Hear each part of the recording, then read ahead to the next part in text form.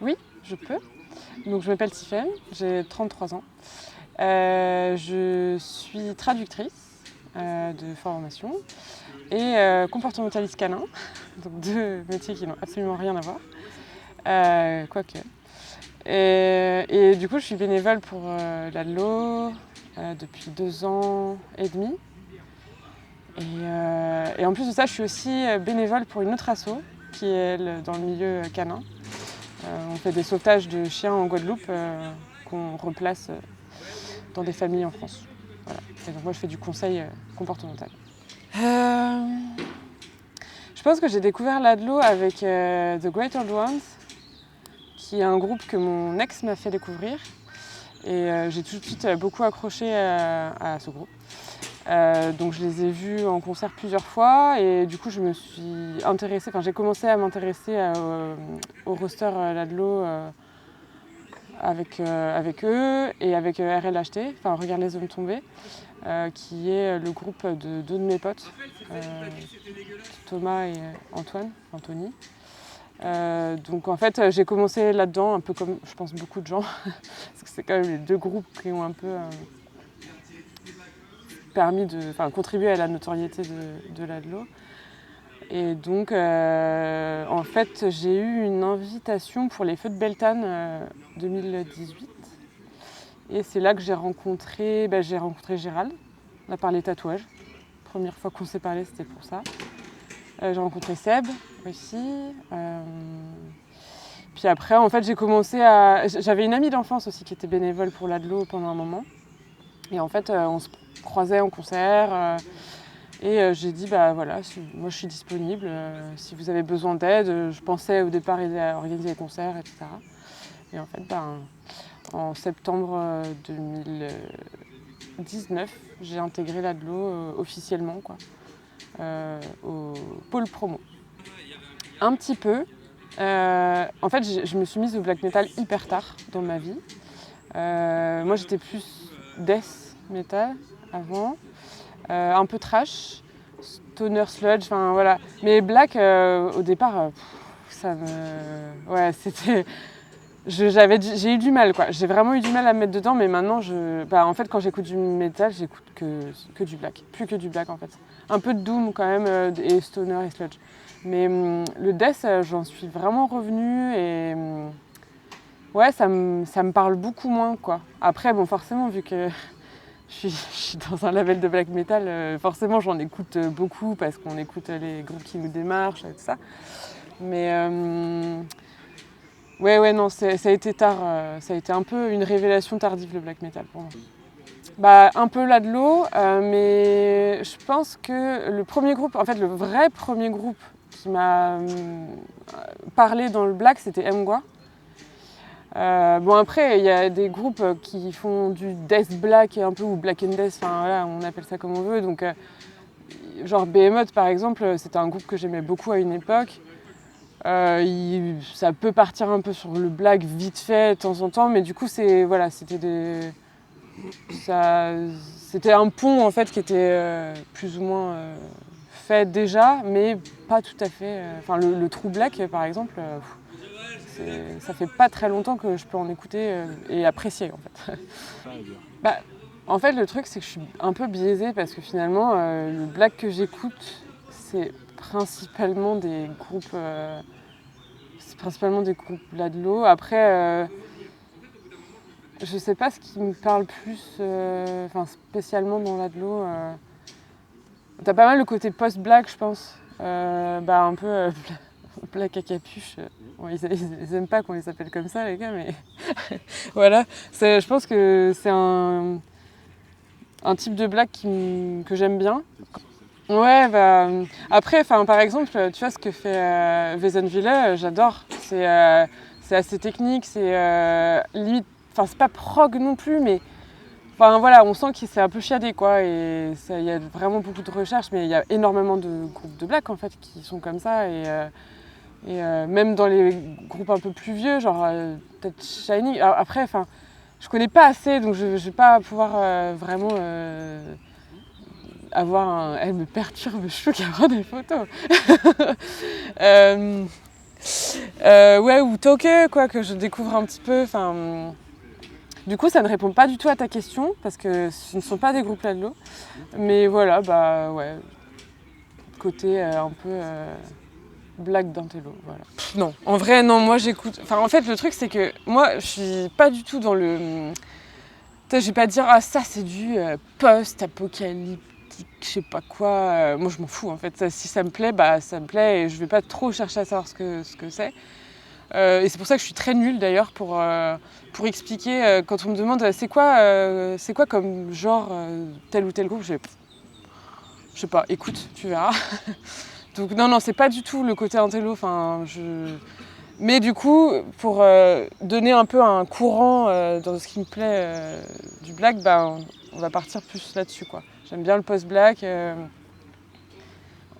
entre guillemets toujours, hein, mais voilà, bah, RLHT, qu'est-ce que... Ouais, Weizenwille. J'aime beaucoup Corpus Alvolis, là. Après, donc, du coup, c'est pas du tout pareil. Je mets pas ça du tout sur le même plan. J'aime beaucoup Pénitence onirique aussi. Mais en fait, voilà, il y a tellement de trucs différents que je peux aimer. Et peut-être qu'en fait, c'est ça, l'Adlo, c'est que c'est très varié, quoi. Bah oui, bah, on est tous bénévoles, en fait. Donc, ouais,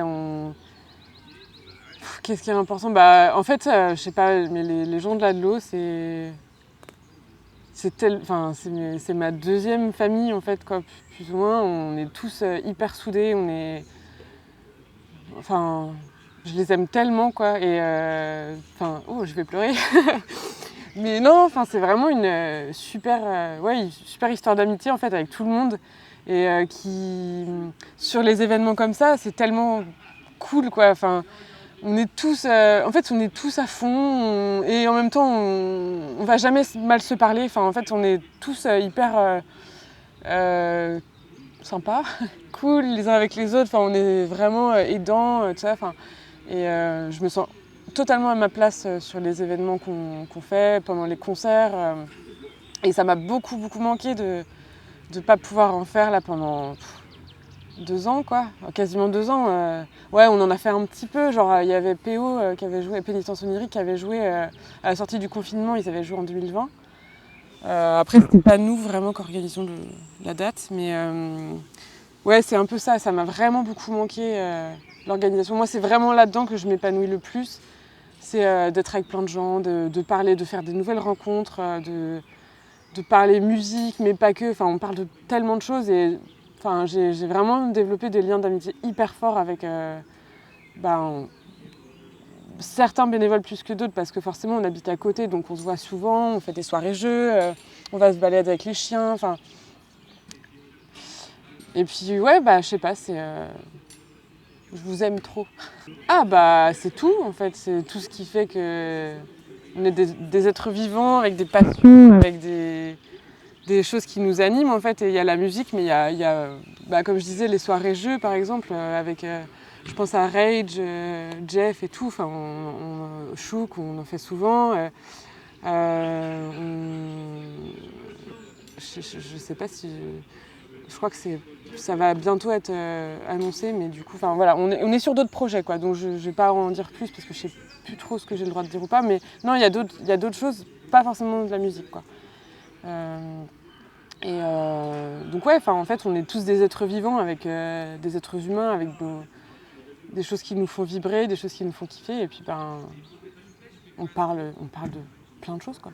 Et aujourd'hui, c'est le deuxième jour du Ladlo Fest 2, donc qui fête, avec un an de retard, les 20 ans de Ladlo, du label. On est à la maison de quartier de Doulon. C'est le siège social de Ladlo, officiel. Après, il y a beaucoup de sièges sociaux, de sièges où on fait genre, quand on prépare les stands et tout, c'est jamais ici, quoi. Enfin, il y a l'atelier du Grand Chic à Rezé aussi. Enfin, en fait, c'est un peu un QG aussi, parce on a tout notre stock là-bas. Donc, quand on prépare des stands, on récupère tout le stock, on va chez d'autres potes, puis on prépare tout ça. Donc, voilà, ici, c'est le siège social officiel de Ladlo. Et c'est là qu'on faisait les AG jusqu'à l'année dernière. Parce qu'en septembre dernier, on a fait l'AG chez Vincent, de Tomahawk à Boudliguin. C'est à la ferme où il y avait les feux de Beltane. C'était le lieu des feux de Beltane. Alors, hier, il y a eu des concerts. Aujourd'hui, il y aura des concerts. Demain, il y aura des concerts.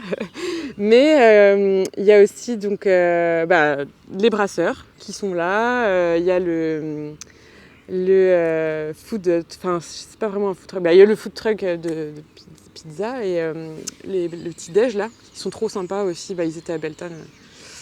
Donc il y a ça, il y a Quentin, un de mes amis, un des amis du label qui va venir compter sous ce magnifique arbre tout à l'heure.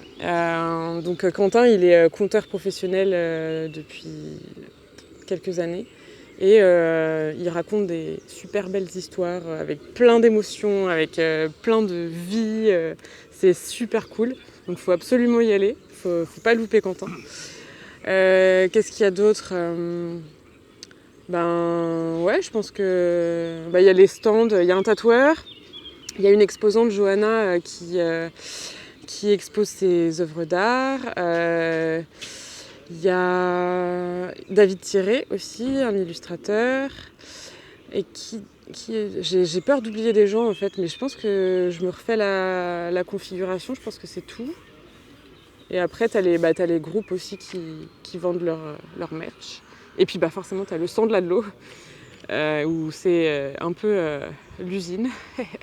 Ouais, en fait, je pense que ça tient à cœur à l'Adelot de faire connaître en fait les arts, l'artisanat, et en fait d'avoir des gens qui sont pareils dans une démarche de partage, d'entraide. Ça fait un peu bisounours dit comme ça, mais c'est vraiment ça sur les événements. Sur les événements, tous les événements de l'Adelot ou affiliés auxquels je suis allée, mais c'est... Ouais, en fait, on est tous là pour découvrir des choses, des modes de fonctionnement, des modes de pensée. On est tous ultra différents, mais en même temps, on se rejoint sur ça, en fait, sur les valeurs, le partage, la bienveillance. Je sais pas. Alors, je pense qu'en fait, en vrai, je pense pas que je sois assez... que mon avis sera assez pertinent, parce que vu que je connais pas trop... Tu vois, par exemple, je connais pas d'autres labels de black, vraiment, en fait.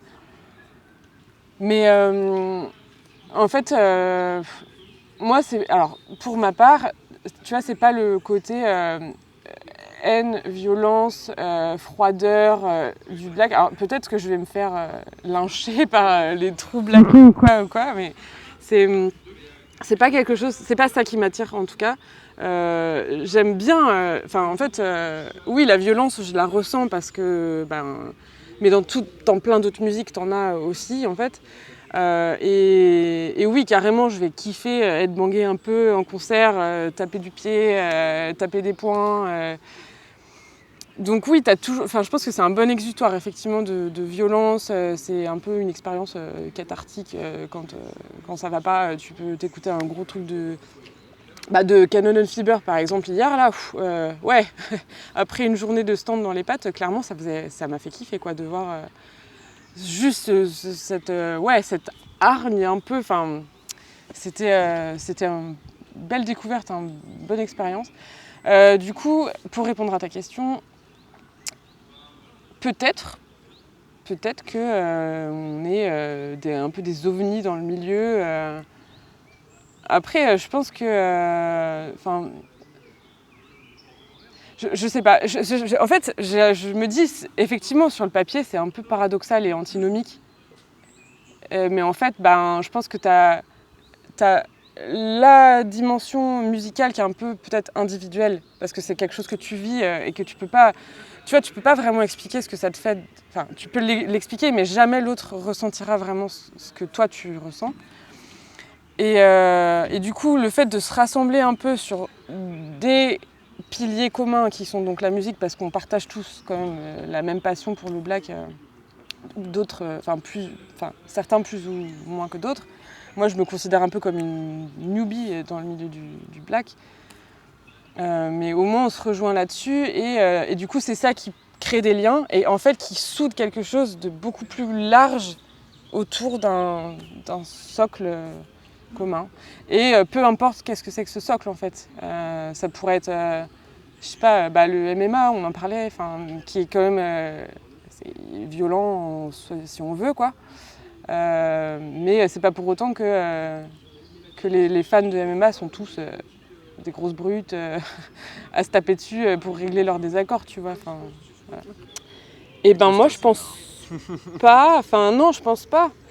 Mais parce que toutes les musiques, en fait, finalement, ne sont pas que de la musique, parce qu'il y a tellement d'autres choses autour, en fait. Donc c'est pas... en fait, moi, cette question, je la prends au sens large. Non, pour moi, le black metal, c'est pas que de la musique.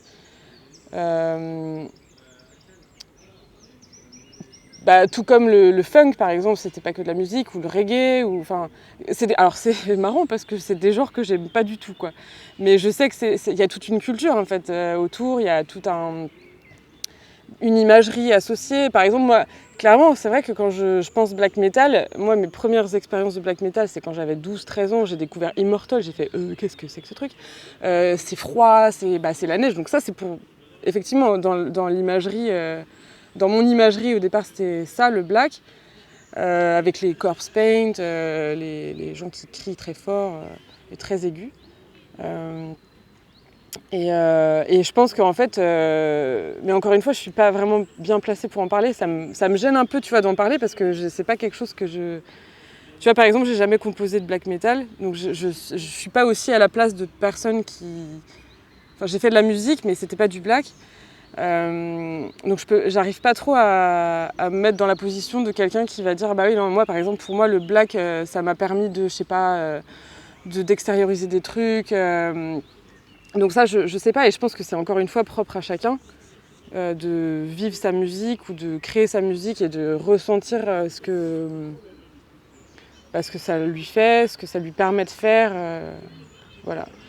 C'était pas clair du tout, j'ai l'impression, ma réponse. Mais ouais. Donc en gros, ma réponse c'est non, je pense pas que ce soit que de la musique.